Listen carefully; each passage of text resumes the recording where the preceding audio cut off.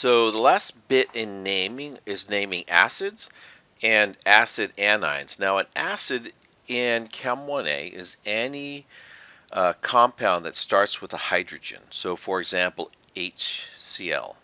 That would be considered to be an acid because it has a hydrogen in the front. Now, as I mentioned earlier in the naming section for molecular compounds or the introduction to compounds, um, these are actually molecular compounds, but it turns out when you take an acid and you put it in water, it dissociates to form hydrogen ion and chloride ion. So it's molecular, but when it goes into water, it breaks up into give you different ions. So it's not like, for example, uh, uh, glucose. Glucose is C6H12O6. And when you put that in water, it doesn't break apart.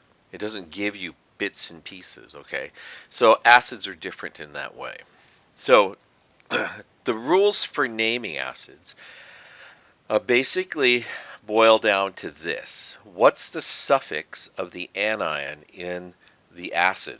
You know, it dissociates and gives us an anion. What's the suffix for that anion? And it's the suffix that allows us to figure out what the name is. Okay, so if the suffix is, right, IDE. Now, IDE, there can be both binary and some polyatomics. Now, binary just means not two atoms, but two types of atoms. So like HCl or HF or even H2O, because we put the H in the front, can behave as an acid. Those all end, the anion all end in IDE. So for example, for water, the anion is actually OH minus. It's what's left when you take an H plus away. For HF, the anion is F minus, and for HCN, the anion is CN minus. So I often tell students, in figuring out what the anion is, you take your finger and you stick it over what's in front, and you look at what's left, and you try to determine what polyatomic ion that is, or monatomic ion that is, that's left. Okay, so like HCN, you go like this, cover that up, and I'm left with CN, and cyanide is one of the polyatomic ions that you're supposed to have memorized. So now, if it's polyatomic oxoanions, that's this kind. What's a polyatomic oxoanion? It has a hydrogen, and then it has an ion, an anion that has an oxygen in it. Okay. So if it's one of these, then if it ends in ic or if it ends in ate or ite, the anion ends in ate or ite, you'll add the suffix, you'll remove the ite and replace it with the suffix ous, or the ate and replace it with the suffix ic, and then always on all these you add the word acid at the end. So let's just look at some examples and we can learn from there. Okay, so I have HClO2. So the first step is always figure out what the anion is. And sometimes, like I said, it helps to put your finger over the hydrogen, for example, and say, oh, ClO, that's ClO minus. Remember, H is always plus, so whatever is left has a minus. And so you'll say, oh, that's chlorite. Again, chlorate comes from the T43, right? So that means if it ends in ITE, you're going to replace it with an OUS, and that's its name as an acid. So this would be chlor, and then us, acid. Take a look at this one, okay, H2S. What's the anion that's left when you cover up the hydrogen?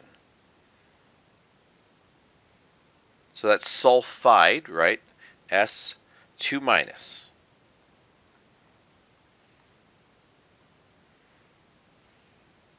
Like that. Well, I should just cross that off. If you take that off, that's a minus. So S2 minus is sulfide. So the acid name is, and you go back to the rule, right? It says if it ends in IDE, you prefix it with hydro and you suffix it with ic. You replace the ID with the ic. So, hydro, and then this was going to happen. And this is true for sulfur and phosphorus. Hydro, sulfuric acid. We add the UR in to help with the pronunciation. Instead of just being sulfic, it's sulfuric acid. Okay, but hydrosulfuric acid is S2 minus. So this is what I want you to do. Cover this up, and then look this polyatomic ion up if you don't have it memorized. Right, and then write the name, anion name, and then the acid name. I'm going to pause, fill it in, and come back, and we'll discuss. Okay, so C2H3O2 minus, that is acetate from the list of memorized polyatomic ions. So if it ends in ATE, replace it with an ic and write the word acid after it, so it becomes acetic acid. All right, let's do the same one with HBRO. Again, cover up the hydrogen, figure out what the anion's name is, and then write the acid name from that. Okay, so again, blocking the H leaves me with BRO, so this will be a BRO minus. So that you have to think now, what's the BRO that you know the name of, right? So if you go back to this, the bromine has 3 oxygens on it when it's bromate. So I'll go back to the slides and said, okay, bromate's BRO3. Bromite is BRO2, so this must be hypobromite. So this is hypobromite ion, and the name is hypobromous acid. Now, it's easy to get confused with the hydro and the hypo prefix, right? Hydro is something you add when the suffix is IDE. Hypo is actually part of the name of the polyatomic ion. It's hypo because it has fewer oxygens than the ITE. Usually writing the formulas from the names is easier. First you write the formula for the anion, right? And then you write you add a hydrogen to cancel the negative charges. And then in the formula, the hydrogen always comes first. So what we're going to do is look, here's hydrochloric acid. Now, hydrochloric means that it must have had an IDE ending.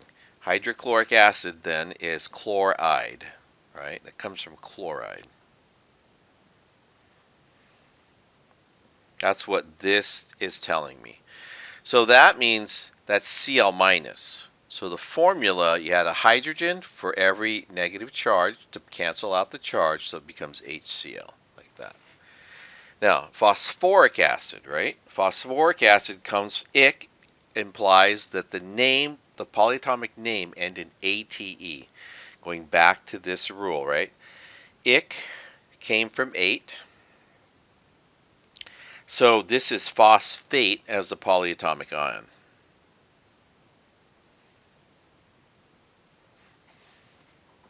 Now, phosphate's formula is what? It's PO4 3 minus. Again, looking at the T43, it's on the branch, it's on one of the branches of the 4. Now, it's got 3 negative charges, so phosphoric acid's formula must be H3PO4, like that.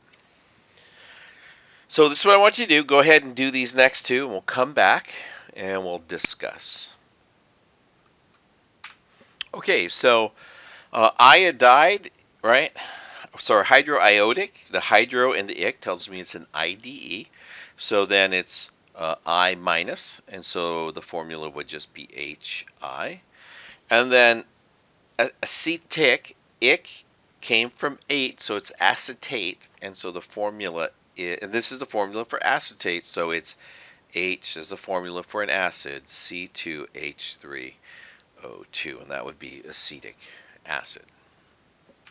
Now, acid ions come from acids, but you don't have the complete number of hydrogens to completely balance the charge. So when you have H3PO4, if you only have 2 hydrogens on it, which means you didn't fully cancel the charge, you'll still have a -1 charge. This is hydrogen phosphate ion. So you notice the ATE ending comes back in when it's an ion. If you have carbonic acid, that comes from, right, carbonate. So that's CO3 minus. So carbonic acid would have been this. So when it says hydrogen carbonate, it means it only has one of the 2 hydrogens. So that becomes HCO3 minus. This ion actually, you should know the other name for this ion. It's known as bicarbonate.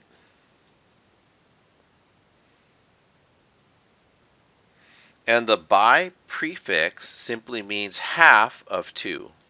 So if it has 2 on it and you have 1, then instead you could call it bi and then whatever the anion is. So for example, H2SO3, right? And you get rid of, and this is a sulfurous acid. And this is SO3, like this. 2 minus is sulfite. HSO3 minus can also be known as bisulfite. Or hydrogen sulfite, which is part of the systematic nomenclature that you're learning. But bisulfite is an older nomenclature. It's been around or bicarbonate have been around for many, many years. And so people generally need to know that particular bit of nomenclature. Okay, so I made this, and you may or may not find it helpful. And you might want to write notes on it, but I call it like the naming compounds decision tree.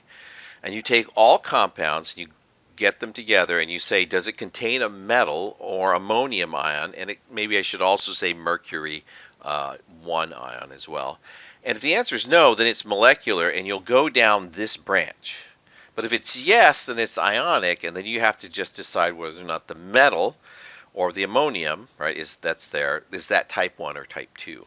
If it's type 1, right, then you just write the name of the cation and the anion. But if it's not, then you have to figure out that oxidation number. Remember, I told you the charge is the oxidation number. You figure out the oxidation number of the metal, and then you can write the name as the cation with the charge plus the anion. Now, with molecular compounds, the first thing you want to ask is, does it have a hydrogen in the front? Because if it does, typically you'll name it as an acid. And if it doesn't, then you just name it as a binary compound. Oh, and I should mention the binary compound, like binary molecular, or when you use prefixes in the name.